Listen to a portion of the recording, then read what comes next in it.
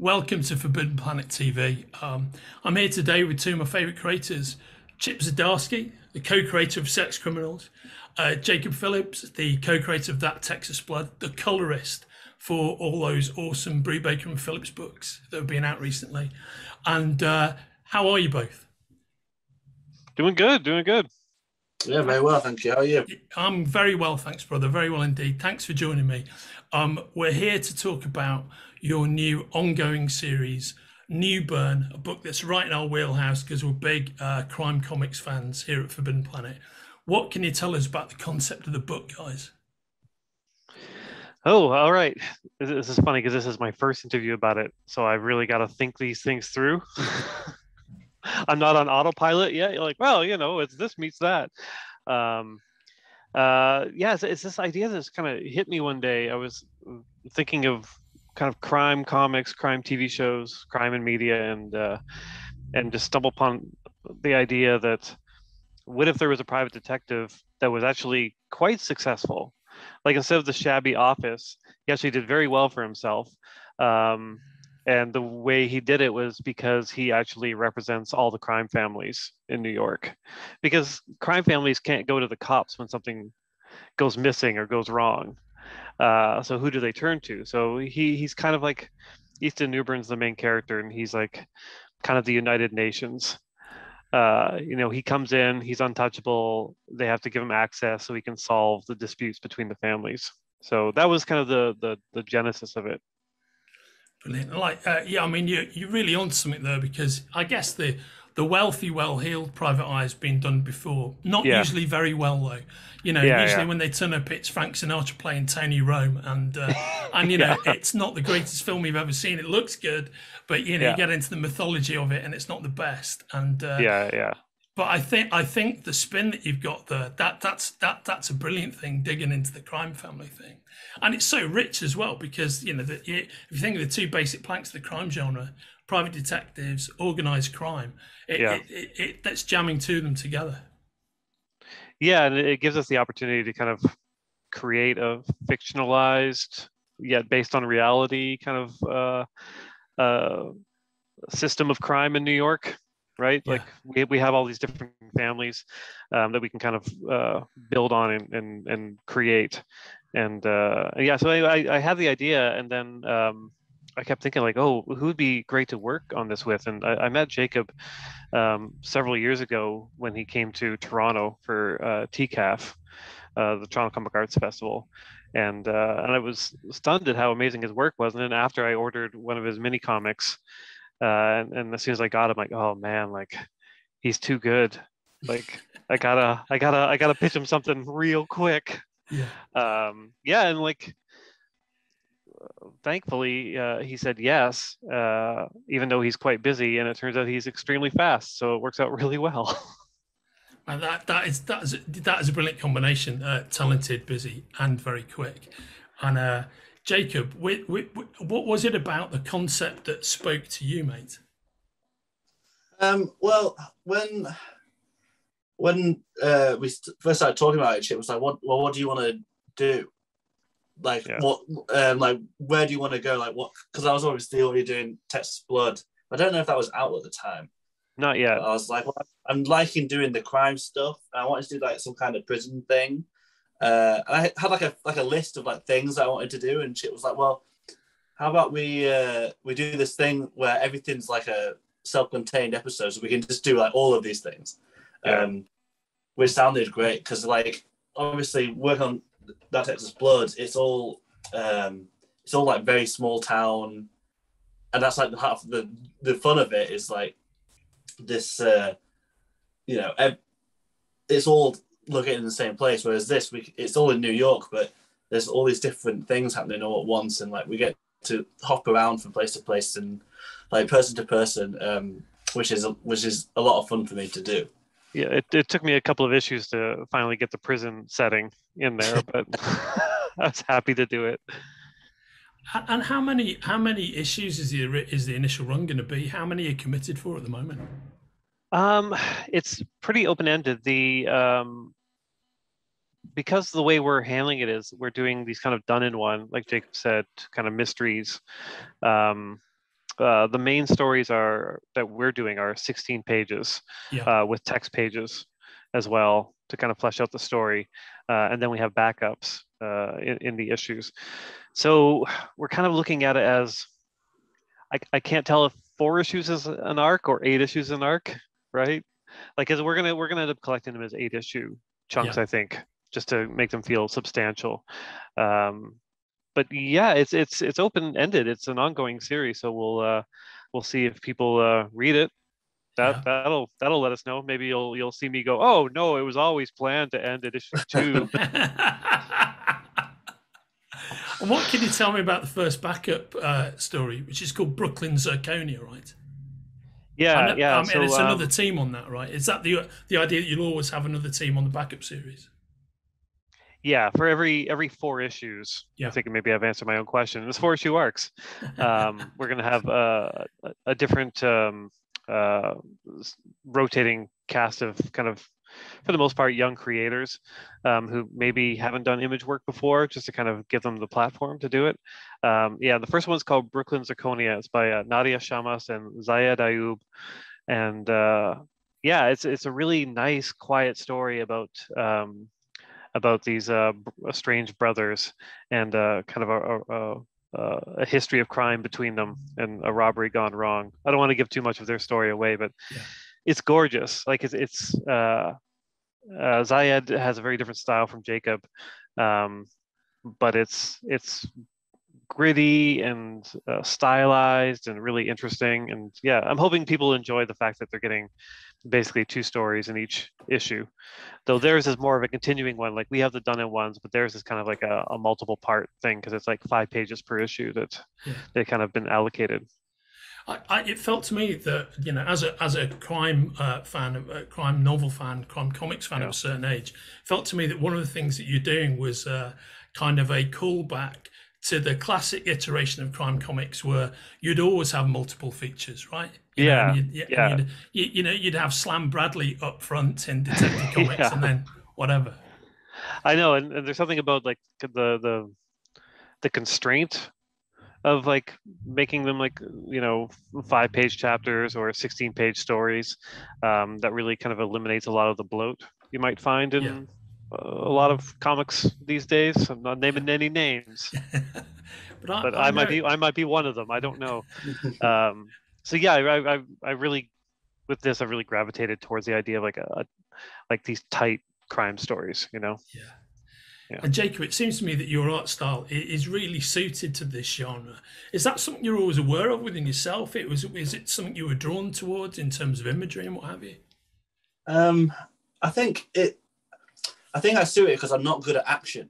Like I'm no good at I can't draw people like jumping around the city. I quite like just people sat around or walking from place to place, which is way easier. And also I have to shoot photograph for it, so it's easier if I don't have to do like mad angles of someone like doing a cartwheel or something like that. Like just standing around in a coat is perfect for me. But I think I like doing like character work most. I think like telling what's going on through like facial expressions and gesture and stuff like that. That's like the bit that I find the most interesting. So I think these sort of the stories where there's a lot of sort of talking and trying to figure things out is the best suit for me, I think. I'm kind of the same when I'm drawing too. Like people jumping around. Like I use photo reference for everything as well. All Sex Criminals was photo reference, and then when I have to do like fucking Batman or something, I pull out these dumb characters that never look quite right, and you kind of have to flesh them out. I don't know. Do you use these? You can do them in digital ones in Clip Studio now, and they're also an absolute nightmare. I haven't got any like physical ones. I've got like a few figures like that are just like I've got some like you can't see them here, but I've got Hellboy figures like dotted around. Yeah. So like every so often I pull one of those down, or I've tried doing the digital ones as well, but they're just a nightmare. I can't figure them out at all. So I do a lot of like SketchUp stuff, like make models for interiors and stuff like that. Yeah, I do the same. I tried using Poser. Sorry, we're going off on a tangent. I love it. Carry on, guys. Like, I love it. It's brilliant. I bought Poser thinking like this will be the solution. But then all my whenever I tried to move a foot, it would just end up like through the body or something. Like I couldn't Yeah, quite get the hang of it. I was like, well, I've not done Poser for a long time. Since it used to come with Bryce, that it had that was like a landscape builder, wasn't it? For like in like yeah, I don't know, this was like 15 years ago, I guess. But yeah. that's what I had Poser then, and I could never work it, so I've never gone back. Yeah. It's easier just to do it myself and just set up the camera. Yeah, exactly. Yeah. I just have my friends over like once an issue, and we have a little party, and I take all the shots I can possibly get, and then I always, realize I'm missing like five or six, and then those drawings take 3 times as long. It's a speed thing. Like, if you sat down and worked at it and did, the full anatomy and all the circles and everything, you could do it. But like comics is relentless. If I can just get a photo, yeah, that's the way. I think one of the things. Anyway, sorry, Andrew. Oh no, mate, it's cool. I used to cohabitate with a fairly well-known graphic designer. You might know him actually, Jacob. He's called Ryan Hughes. He designs a lot of the DC Comics logos. He and I used to share a house. I write for a living, but I've never been able to draw, and that's all he ever does. So these kind of Byzantine conversations about how you actually get it done, I've sat through many of those, kind of nodding sagely while not really understanding what it all means. But the thing it seems to me as a great, consumer of comic book art that both of you guys have in common, even though your styles are very different to me, is that you're both really strong on characterization. And it's the way your characters look, those facial expressions and the faces in your characters, for me as a reader, tell such great stories. And that's why I was excited about the concept of you guys working together on a book. Because I think it's a very interesting, meet of styles and viewpoints. Oh, cool. Thanks. I'm interested to find out, Jacob working with Chris Condon. What are his scripts like? Like, is it different than, like, does the fact that I'm an artist make them more restrictive or less restrictive? I don't know. I think because it's difficult. Yeah, because I think you both have similar level of like direction in it. But I guess with you, you would know how to do it yourself. I think so. That comes across in the script, whereas Chris only writes. So he sort of like he'll have an idea of where he wants it to be, and sort of be like, right, there you go do that, and like you figured it out how to do it. Sort of thing. So do you enjoy that? Do you enjoy the process of having to figure it out? It depends on what it is. I've just done this scene for which issue would it be?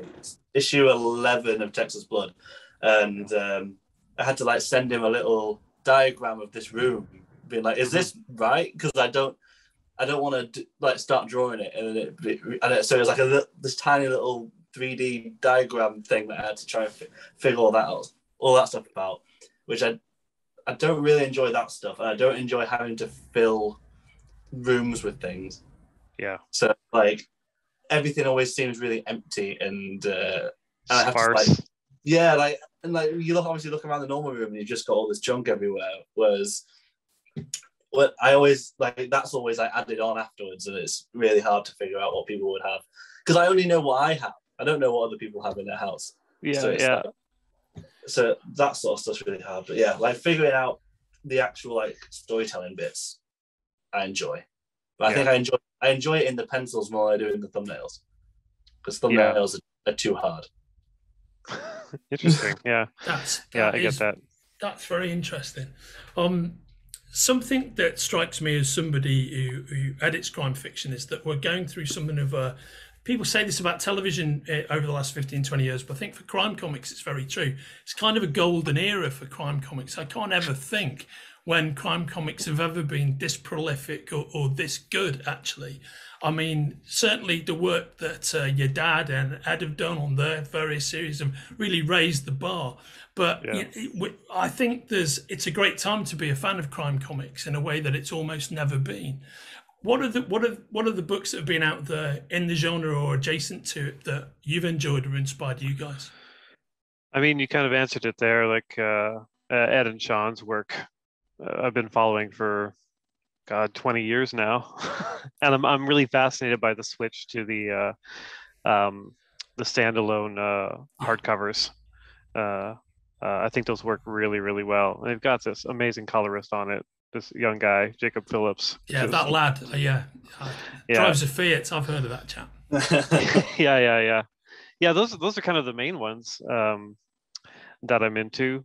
Really, yeah. Yeah, I read Riveting Blood when that came out a few months ago, and that was pretty fun. And that was like I like because that was sort of like relatively short, sort of light-hearted heist thing, which I quite enjoyed. Like I thought that was like an interesting like tone to it. I think like it wasn't. It was full of like back and forth like quips and stuff like that, which was quite fun. It was like a bit more of a light-hearted take, so I enjoyed that. I thought that was pretty good. Yeah, kind of like The Fix. I don't know if you ever read The Fix. Yeah, Nick Spencer and Steve Lieber. Yeah, it's just it's comedic while there's there's all the crime elements. Quite good.